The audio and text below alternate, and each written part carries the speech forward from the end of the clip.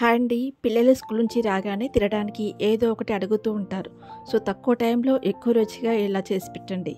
ఉడికించిన పొటాటోని మెత్తగా చేసుకొని అందులో బియ్యపిండి, మైదాపిండి, శనగపిండి, పెరుగు అన్నీ ఒక స్పూన్ చొప్పున వేసుకోండి. అలాగే కొద్దిగా కారం, చిల్లీ ఫ్లేక్స్, మిరియాల పొడి, జీలకర్ర, ఒక స్పూన్ ఆయిల్, కొత్తిమీర వేసుకుని బాగా కలుపుకోండి. పిండి పలచగా ఉన్నట్టు అనిపిస్తే కొద్దిగా మైదాపిండి వేసి కలుపుకోండి. తర్వాత చపాతీలాగా కొంచెం మందంగా చేసుకొని దానిపై నువ్వులు చల్లుకోండి. వీటిని మీకు నచ్చిన షేప్లో కట్ చేసుకోవచ్చు. ఇప్పుడు ఫ్రైకి సరిపడ నూనె వేడి చేయండి. నూనెని ఎక్కువగా వేడి చేయొద్దు.